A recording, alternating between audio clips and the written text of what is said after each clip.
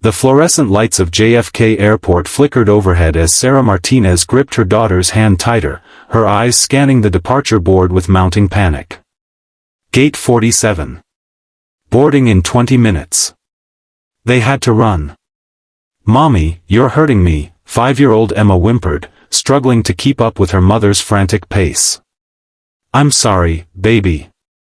I'm so sorry." Sarah loosened her grip but didn't slow down. She couldn't. Missing this flight meant missing her mother's surgery in Arizona, and she'd already maxed out her credit card to buy these tickets. There was no backup plan. Her worn sneakers squeaked against the polished floor as she weaved through crowds of travelers who seemed to move in slow motion.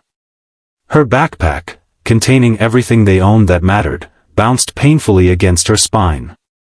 Emma's small rolling suitcase, bought at a thrift store for $7, rattled behind them with one wheel spinning uselessly. Sarah's breath came in ragged gasps. When had she become this person?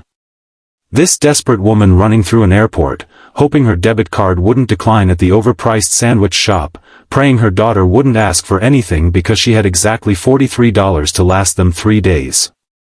7 years ago, she'd been different. She'd been a college senior with dreams of becoming a pediatric nurse, with a boyfriend who made her believe anything was possible, with a future that stretched out bright and unlimited. 7 years ago, she hadn't known that life could strip everything away so efficiently, degree unfinished when the money ran out, boyfriend gone when she got pregnant, parents disappointed but trying to help despite their own struggles. Gate 47, this is your final boarding call for Flight 2847 to Phoenix. No, no, no. Sarah broke into a sprint, yanking Emma along. They rounded the corner and she could see it, Gate 47, just 50 feet away. The gate agent was reaching for the microphone, preparing to close the door. And that's when she collided with him. The impact sent her stumbling backward. Strong hands caught her arms, steadying her before she could fall. "I'm so sorry, I wasn't looking, She looked up, and the world stopped. Those eyes. She would know those eyes anywhere. Green with flecks of gold, the kind of eyes that had once looked at her like she was the only person in the world. The kind of eyes she'd seen in her dreams for 7 years, even when she tried to forget. "Sarah?" His voice was deeper now, more confident, but unmistakably his. Daniel Chen. Her first love. Her only love, if she was being honest with herself during sleepless nights when Emma was finally asleep and the weight of everything crushed down on her chest. Daniel.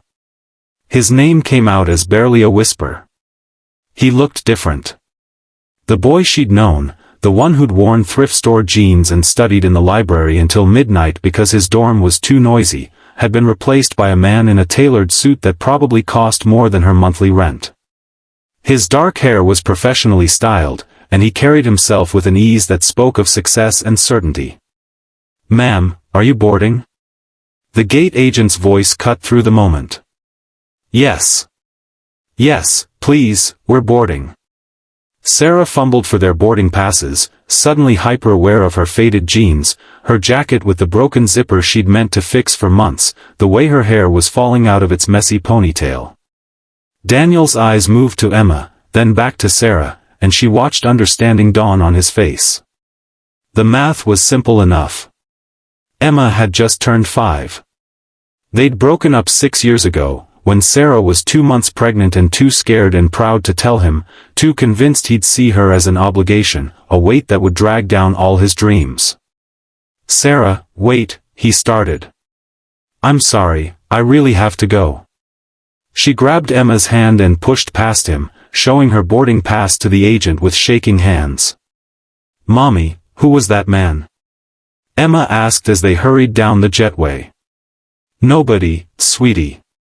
Just someone I used to know."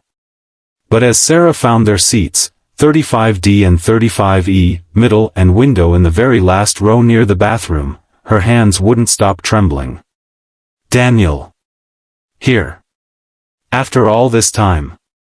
He'd looked successful, polished, like someone who'd achieved everything he'd set out to do.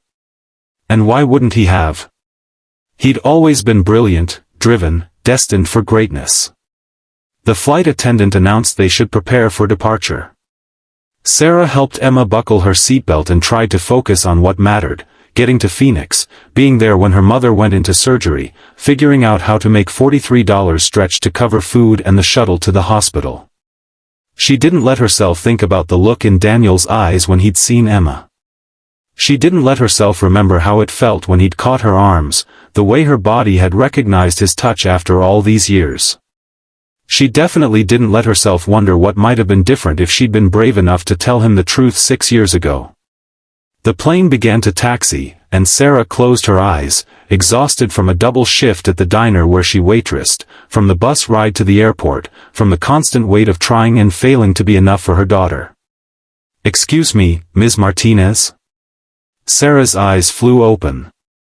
A flight attendant stood in the aisle, smiling professionally. "Yes? Would you and your daughter please come with me?" Ice flooded Sarah's veins. "What? Why? Is something wrong with our tickets?" "No, ma'am. Please, just follow me." Heart pounding, Sarah unbuckled Emma and followed the flight attendant up the aisle. Were they being kicked off? Had her card been declined after all? She counted seats as they passed, row 35, 30, 25, 20. They were heading toward the front of the plane. The flight attendant stopped at row 3. "First class. These are your new seats." "I don't understand," Sarah whispered. "Complimentary upgrade. Enjoy your flight." The flight attendant gestured to 2 wide, leather seats with leg room that seemed to stretch forever. "Mommy, these seats are huge." Emma scrambled into the window seat, her eyes wide with delight.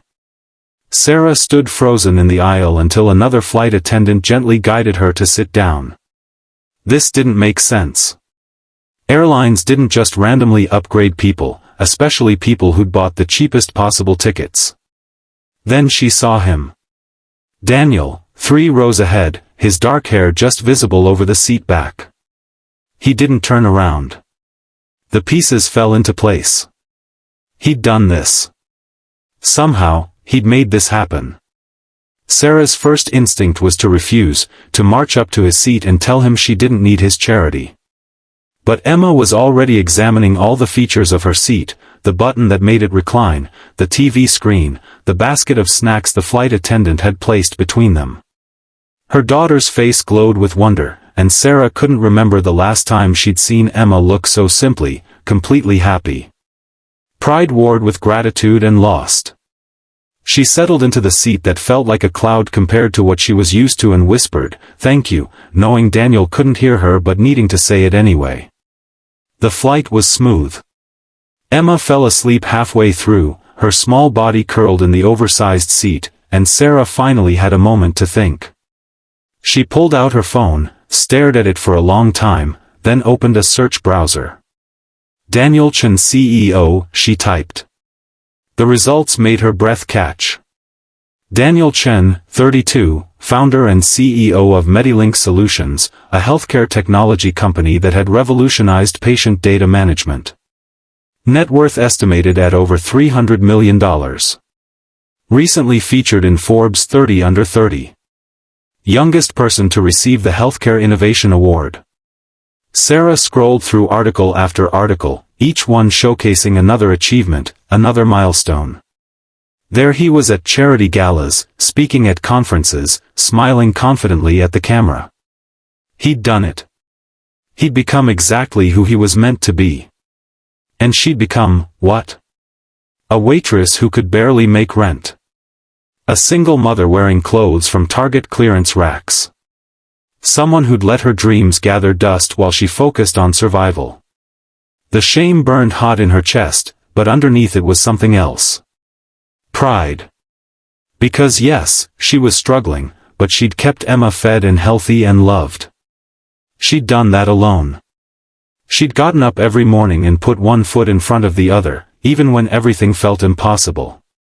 That had to count for something. The plane landed, and Sarah gathered their belongings, hoping to slip away